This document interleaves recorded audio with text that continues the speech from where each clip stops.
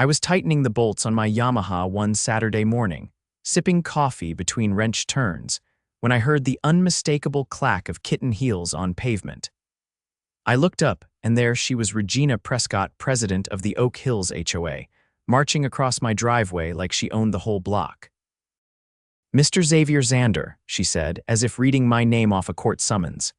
"We need to talk about that thing," she added, gesturing to my motorcycle like it was a dead possum. I set my mug down. "It's a motorcycle, Regina, not a biohazard," her lips curled with disapproval. Oak Hills HOA policy clearly states that all motor vehicles must be stored in garages, no exceptions for bikes. I stood up, wiping my hands on a rag. Policy says inoperable or unsightly vehicles must be stored out of view. This one's neither. It's registered, insured, and I ride it daily. "You're reaching." Regina crossed her arms, eyes locked on mine like she was waiting for me to blink. "Then consider this your first warning. If it's still out here by Monday, you'll be fined." She spun around and stalked off like she'd just delivered some divine decree. I watched her go, heart thumping, not because I was scared, but because I knew exactly where this was headed. Regina had been gunning for me ever since I moved in last year. First, it was my porch lights being too bright, then my mailbox paint being unapproved. Now my bike was her next crusade. I walked back inside, opened my file cabinet, and pulled out the HOA charter I'd requested when I first bought the place. I wasn't about to be bullied off my own driveway, not by some power-happy middle-aged tyrant with a clipboard and a grudge. Sunday morning, I woke up to find a bright orange violation notice taped to my garage door. Immediate action required motorcycle in breach of HOA policy. No signature, no explanation, just the HOA seal and a fine of $250. I laughed out loud. That same afternoon, I installed a dash cam facing the driveway and security cameras on both corners of the house. I wasn't playing games anymore. If Regina wanted a fight, she was going to get one, and I was going to bury her in paperwork. Monday afternoon, I called an emergency HOA meeting. According to the bylaws, any homeowner could request one with 48 hours notice. But I had something better: video evidence of Regina trespassing on my property to tape the violation notice, and a legal ace up my sleeve. Her face when I walked into the community center with a manila folder under one arm. "Priceless. You can't call a meeting without board approval," she snapped. "I can if I have evidence of rights violations by a board member," I said, sliding the folder onto the table. "And I do. You've issued fines without due process, altered policy interpretation without vote, and trespassed on private property." "You're being ridiculous," she said, trying to snatch the folder. I pulled it back. "See you in small claims court, Regina. You've violated the HOA charter and, more importantly, my property rights. It's all documented." Her jaw went slack. I turned to the rest of the board, who suddenly looked like they wanted to be anywhere else. "I'm suing the HOA. And if any of you signed off on these enforcement actions without a proper vote, your names will be on that paperwork too." The room went dead quiet. Regina tried to laugh it off. "You really think you can win?" "I don't think," I said. "I know. And the court's gonna love the footage of you sneaking up my driveway like a raccoon." She didn't say another word, but I could see it in her eyes. She knew she'd messed with the wrong guy. Tuesday came with a knock on my door just after 11. Not the mailman, not a neighbor. It was a man in a navy suit holding a clipboard and wearing a badge around his neck. "Mr. Zander?" he asked. I nodded, wary. "Detective Caleb Monroe. Got a few questions about a complaint filed regarding the Oak Hills Homeowners Association." "Mind if I come in?" I led him to the kitchen, motioned to the table. He sat, pulled out a notepad, and got straight to it. "There's been an anonymous tip alleging misuse of HOA funds. I understand you've had conflicts with the board president." I laughed once, dryly. "Regina Prescott. That woman tried to fine me for having a motorcycle in my driveway. I called an emergency meeting yesterday, dropped a few truths she didn't like." He scribbled something down. "Mind showing me what you've got?" I brought out the manila folder again. But this time, I also handed over a USB drive. "There's more than just a violation here. She's been issuing fines without board votes, and I've got video of her coming onto my property to post that fake notice. But this USB, That's what really got my attention. He plugged it into his laptop. I watched his brow furrow as he clicked through the files. "Where did you get this?" he asked. My neighbor, Elsa from 2 doors down, her son's a CPA. He was helping her understand the HOA dues when he noticed some serious inconsistencies in the quarterly financials. Overcharges, unapproved expenditures, and something about a landscaping contract that doesn't exist. He traced payments to a shell company registered out of state. Guess whose name's on it? He paused. Regina's husband, Franklin Prescott. Goes by Frank on the paperwork. He closed the laptop slowly. That, Mr. Zander, is felony-grade fraud. While Detective Monroe made some calls, I stepped outside and walked down to Elsa's. I owed her a thanks bigger than a casserole. She opened the door before I knocked. "You told him?" she asked. I nodded. "He's reviewing the files now," she exhaled, hands on her hips. "My son warned me not to bring it up at the last meeting, said they'd try to cover it up or worse, retaliate. But once you stood up to her, I figured why not? Looks like you lit the match that's going to burn their whole operation down," I said. "You might have saved this neighborhood." By Thursday, subpoenas were flying like confetti at a parade. Detective Monroe wasn't messing around. The HOA's financial records were seized straight from their office at the community center. That same afternoon, Regina showed up at my house again, but she wasn't marching this time. She was shaking. "You need to call off the dogs, Xavier," she said, eyes darting like she was expecting someone to jump out of the bushes. "You don't understand what you've started." I leaned against the doorframe. "Oh, I understand perfectly. You've been siphoning money from this community for years. And now it's over." She stepped closer. "You think this makes you a hero? You're destroying a system that keeps this place from falling apart." "No," I said. "You're the one who dismantled it when you turned it into your personal piggy bank." She looked like she wanted to say more but turned and stormed off, her gait uneven like she was walking in shoes too small. By Friday morning, the community center was locked up. A notice from the county clerk was taped to the door. Property sealed pending ongoing fraud investigation. The next HOA meeting was canceled. The neighborhood buzzed with speculation. Then came the real bombshell. A local news van rolled into the subdivision around noon. I was hauling mulch when they cornered me on the lawn. "Are you Xavier Zander?" the reporter asked, holding out a mic. "Depends on who's asking," she smiled. "We're covering an ongoing investigation involving the Oak Hills HOA. We've heard you played a key role in uncovering financial misconduct." I hesitated. "I'm not looking for TV fame. I'm just trying to keep my home from being shaken down by a bunch of frauds. Can you confirm reports of shell companies and unauthorized fines?" I glanced at the camera, then back at her. "Let's just say Regina Prescott is about to find out what happens when you mess with people who read the fine print." They aired the segment that evening. My phone lit up for hours after. Neighbors I hadn't spoken to in months were texting me thank yous, offering to help with legal fees, even bringing over 6-packs and brownies in solidarity. But it wasn't about popularity. It was about accountability. Saturday brought the next twist, a certified letter from Regina's attorney. They were offering to rescind all fines against me and settle privately if I agreed to drop the lawsuit. I didn't even open the envelope all the way before tossing it into the fire pit out back.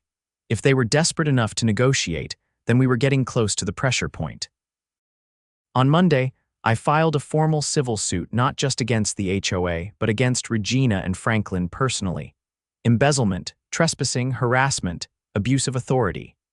Elsa and 3 other homeowners signed on as co-complainants. We had receipts, contracts, bank statements, and video evidence. They had a crumbling defense and a growing list of enemies. The lawsuit made it into the public record by Wednesday. That afternoon, Franklin was arrested outside his commercial HVAC office for failure to comply with a court summons. Regina went eerily quiet after that. Detective Monroe called me that evening. "You'll be happy to know the county's filing charges, 3 counts of wire fraud, 1 of falsifying documents, and another for conspiracy to commit fraud." "Any chance they'll see jail time?" I asked. "At this rate?" "They'll be lucky to get parole. The best part, With Regina suspended from her position, the HOA had to appoint an interim board. They held a vote in the park that Saturday, folding chairs and everything. I didn't campaign, didn't need to. The second my name was nominated, everyone raised their hands. I took the seat and made one motion freeze all enforcement actions until a full audit could be completed. It passed unanimously. I spent that weekend reviewing resident complaints that had been ignored for years. Improper citations. Threatening letters, maintenance requests buried. I organized everything into folders and handed them to Monroe. The deeper we dug, the more rot we uncovered. By the end of the month, Regina and Franklin were indicted. A full criminal case was underway. The community center was reopened under new oversight, and every resident who had been wrongly fined received a refund check plus interest. And my motorcycle, still parked in the same spot, untouched. The first board meeting under the new interim leadership was held inside the reopened community center, now cleared of Regina's influence. The room carried a different energy, tense, but hopeful. Folding chairs filled up fast, mostly with residents who hadn't bothered showing up in years. Some came carrying binders, others with handwritten notes. People were ready to speak, now really speak. I sat at the center table, flanked by Elsa on my left and a retired firefighter named Ramon on my right. Both had been appointed to the interim board by unanimous neighborhood vote. Across the room, a row of auditors from the county's Consumer Protection Office quietly observed with clipboards and tablets. There was a new sheriff in town, figuratively and literally. As the meeting opened, I stood up. "We're not here to play politics. We're here to clean house," I said. "If you've been ignored, lied to, fined unfairly, or threatened, tonight is your night." A woman in her late 50s raised her hand. "My name is Laurel. I received a notice last year claiming my front steps were non-compliant with elevation standards. I paid the fine because I was told it would double if I didn't." "Did you ever receive a written explanation of the violation?" I asked. "No, just the fine." And when I asked Regina for clarification, she said she wasn't obligated to explain every little thing. I nodded toward the auditors. "That's under investigation now. Anyone else who received threats for non-existent infractions, please submit copies." "We're building a full report." A younger man near the back stood up next. "My uncle lives here. He's disabled. They tried to make him take down his ramp, said it violated aesthetic standards. I had to file a federal ADA complaint before they backed off." That hit like a hammer. Several heads turned toward the auditors, who quietly exchanged glances. One of them, a woman in a gray suit, stood up. "I want to be clear. If the HOA attempted to force the removal of a disability access ramp, that's not just unethical, it's illegal under federal law. We'll be escalating that." The room exhaled. People were finally being heard. After the meeting, I stayed behind with Elsa and Ramon to sort through the new complaints. That's when one of the auditors approached with a folder marked urgent. "You'll want to see this," she said. Inside were printouts of bank transfers from the HOA account to a company called Horizon Property Services. Nothing unusual at first glance until you noticed the amounts. Several were just under the reporting threshold for independent audit. $9,800, repeated again and again. I frowned. "Structuring," she nodded. "Classic method to avoid triggering oversight, but here's the twist: Horizon doesn't exist. The business license was revoked 5 years ago. It's a ghost account. And the money, gone." We traced it through 2 more holding companies, both linked to a trust in Florida. That trust was opened by someone named Franklin Boyd. Same address as Regina Prescott's previous business filings. I pushed the folder away and sat back. "They were laundering HOA funds. Hundreds of thousands," she said. "This is beyond civil court now. The district attorney's office is preparing formal charges." That night, I got a call from Detective Monroe. "They found the burner phone," he said. "What burner phone?" "The one Franklin used to text board members instructions." We got it from a former treasurer who came forward after seeing the news piece. Messages show coordinated suppression of maintenance requests in favor of pushing through fake contractor bills. It also contains photos of residents' homes, ones they plan to target with fines. I went quiet. That wasn't just fraud, that was premeditated harassment. We're filing criminal conspiracy charges, Monroe continued, and obstruction. Regina deleted HOA emails after the subpoenas were issued. We recovered most of them from backup servers. The scandal exploded the next morning. A front-page headline in the county newspaper read, Oak Hills HOA leaders face felony charges in multi-year embezzlement scheme.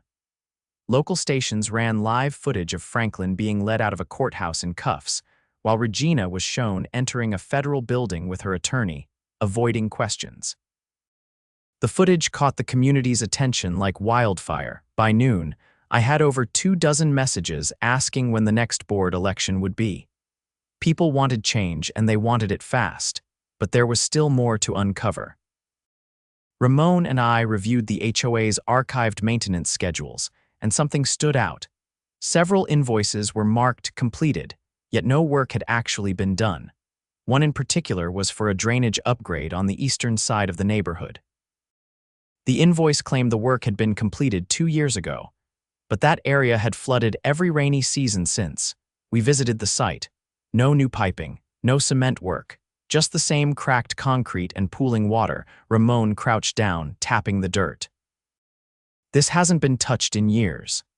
I took photos and filed them with the auditors.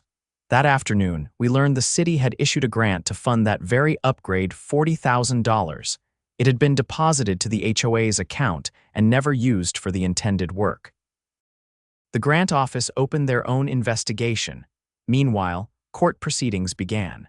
Regina's attorney attempted to argue that she had limited oversight and was unaware of Franklin's misuse of funds. But the recovered emails told a different story. She had personally approved transfers, signed off on fake contractor invoices, and even instructed a board secretary to lose certain resident complaints. The judge denied bail, citing risk of evidence tampering. A week later, I received a certified letter from the DA's office. I was being asked to testify as a witness in the trial. So were Elsa, Laurel, and the man who'd spoken about his disabled uncle. We met with prosecutors, went over our statements, and prepared for what was shaping up to be a landmark case.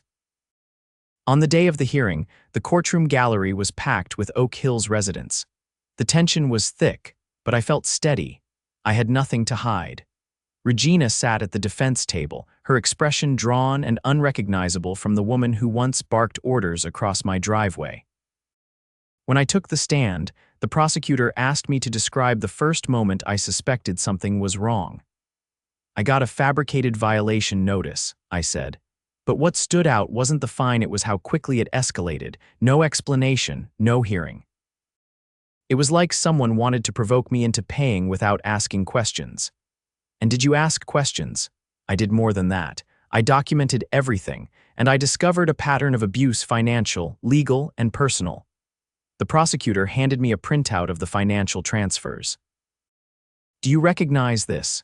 Yes, these are the payments made to the fake contractor. And who authorized them? Regina Prescott and Franklin Prescott. The defense tried to rattle me, suggesting I had a personal grudge against Regina.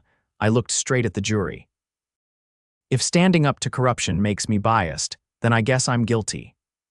The courtroom stayed silent, but I could feel the weight shift when Laurel and Elsa testified. They painted a picture of fear, of neighbors too scared to speak, of elderly residents paying fines just to avoid confrontation. The man with the disabled uncle brought the jury to a hush when he read a letter Regina had sent. A cold, typed statement declaring the ramp unsightly and out of alignment with community values. The prosecution rested. The defense didn't even bother calling Regina to the stand.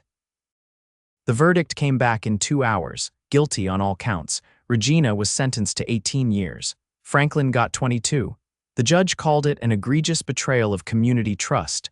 Back home, the neighborhood felt different, brighter. Kids played on sidewalks again.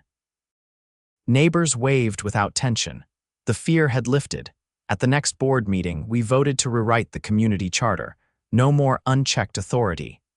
Every decision would be transparent, every expenditure logged and available to any resident who asked. We abolished the fining system entirely and replaced it with a peer review committee, volunteers who would mediate disputes, not punish them. Maintenance requests were handled by a new, independent contractor selected through public bidding. As for me, I declined a permanent board position. I never wanted to run things, I just wanted my motorcycle and my peace. But I left behind the system that ensured no one like Regina would ever rise again. Not here, not under our watch. The trial was over, but the aftermath rolled through the neighborhood like a slow-moving wave, quiet at first, then steadily reshaping everything it touched. As word spread beyond Oak Hills, reporters stopped showing up, and the community settled into a strange calm. Not silence, we were finally talking again. But the pressure, the paranoia, the constant second-guessing of whether someone would file a complaint over the color of your welcome mat, that was gone. What wasn't gone were the investigations. With the initial convictions secured, the district attorney's office dug deeper. Franklin's involvement with a shell corporation had opened a bigger can of worms than anyone expected.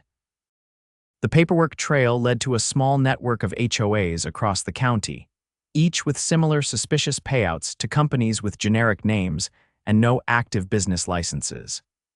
It turned out Oak Hills wasn't an isolated case, it was the epicenter of something much larger. I got the call one morning while I was tuning the chain tension on the Yamaha. Detective Monroe didn't waste time. "Are you familiar with a man named Leonard Vale?" he asked. "No, should I be?" He's a former zoning consultant, used to work with Franklin. "We just arrested him on charges of bribery and fraudulent zoning exemptions. Looks like he helped push through property assessments in exchange for kickbacks. Franklin was one of the middlemen. Let me guess, through the HOA budgets." "Exactly." And Oak Hills was the test site. That changed everything. We weren't just looking at neighborhood-level corruption anymore. This had touched city planning, county records, and property tax assessments. Monroe warned me things might get messy again. I didn't wait. I called an emergency community meeting, not at the center this time, but in the park by the old tennis courts. It felt right, standing on actual grass with kids playing nearby and neighbors bringing lawn chairs instead of grievances. Ramon brought a speaker and a mic. Elsa had printed handouts, summaries of the zoning scandal, and a list of instructions for residents to request an independent appraisal of their property taxes. Over 50 people showed up. "This started with a fake violation and a motorcycle," I said, "but it's not about that anymore. Our HOA dues were used to fund a system that manipulated property values, siphoned money, and buried requests under red tape. We have to stay involved not just in our neighborhood, but in how our city regulates HOAs." A woman near the back raised her hand. Her name was Marissa, a nurse who just moved in 6 months ago. "What happens now? I mean, if this went beyond Oak Hills, how do we stop it from happening somewhere else?" Elsa stepped forward. "We coordinate. We've already been contacted by 3 other neighborhoods asking how we expose the fraud. We share everything: documents, contacts, templates. We build a network." Another man, a teacher named Julian, nodded. "They counted on us being isolated and polite. That's what let them get away with it for so long. No more of that." By the next week, we had formed the Oak Hills Civic Oversight Committee, not an HOA, not even close. This was a resident-led watchdog group with no authority to fine but every intent to investigate. We partnered with a local legal clinic, and they offered pro bono help for residents in affected neighborhoods. 2 law students even moved into Oak Hills just to intern on the project. Meanwhile, Franklin's sentencing loomed. The DA's office had added 4 more charges to his case: wire fraud, tax evasion, conspiracy to commit zoning fraud, and obstruction of justice. His attorney tried to negotiate down to a plea deal, but the state refused. They wanted a precedent. The courtroom buzzed the morning of sentencing. I sat behind the prosecution, not because I had to, but because I needed to see it through. Franklin shuffled in wearing a rumpled suit that didn't quite fit anymore. He looked smaller, like the weight of his own schemes had finally settled on his shoulders. The judge didn't hold back. "For years, you used your position to manipulate property values, intimidate residents, and funnel public funds into sham corporations. You operated under the assumption that no one would dig deep enough to find your trail, but someone did. And now this court will serve justice not just on behalf of one neighborhood, but for every community you exploited. Franklin didn't speak. He barely looked up. The gavel came down hard. Mr. Prescott, you are hereby sentenced to 32 years in state prison with no possibility of parole for the first 15. You will also pay restitution in the amount of $268,000 to the Oak Hills Civic Fund. Regina's sentencing had come weeks earlier, but seeing Franklin finally held accountable felt like the closing of a chapter. The courtroom emptied slowly, people whispering, some hugging. I shook Monroe's hand on the way out. You did good, he said. This doesn't happen often. Most people give up after the first roadblock. I didn't have the luxury, I said. I like my driveway too much. Outside, the sun was cutting through the clouds, and I saw Elsa chatting with two new residents near the sidewalk. She waved me over. This is Carly and Sean, just moved in from out east. They saw the news coverage and wanted to be part of the turnaround. Sean laughed. Yeah, figured if this was the neighborhood that took down a corrupt HOA empire, it was probably a safe place to raise our kid. I offered a handshake. Welcome to Oak Hills. You missed the worst of it. They looked around at the trimmed hedges, the kids riding scooters, the lack of any clipboard carrying tyrants. It didn't look like a battlefield anymore. The following month, we held the first official vote for a new HOA board, not interim, but permanent. Only this time, every candidate had to submit a full financial disclosure and sign a community ethics charter we drafted with help from the legal clinic. No one could serve more than 2 consecutive terms. No enforcement actions could be issued without a peer review and signed documentation. And every meeting would be recorded and posted publicly. I didn't run. I didn't even nominate anyone. I just sat in the crowd and watched people take charge of their own neighborhood the way it should have always been. Later that evening, I rolled the Yamaha out and took a long ride through the nearby hills. Not to clear my head, I didn't need to anymore, but just because I could. No letters taped to my door, no creeping HOA patrols, no made-up policies. Just the road, the engine, and the kind of peace that comes after a long, hard fight. When I pulled back into the driveway, I noticed something taped to the mailbox. My stomach dropped for a second before I walked over and peeled it off. It wasn't a citation. It was a handwritten note. Thanks for standing up for all of us. You didn't just protect your rights. You protected ours, too, no name. Just that. I folded it and slid it into the inside pocket of my jacket. No lawsuits, no board meetings, no investigations, not that day.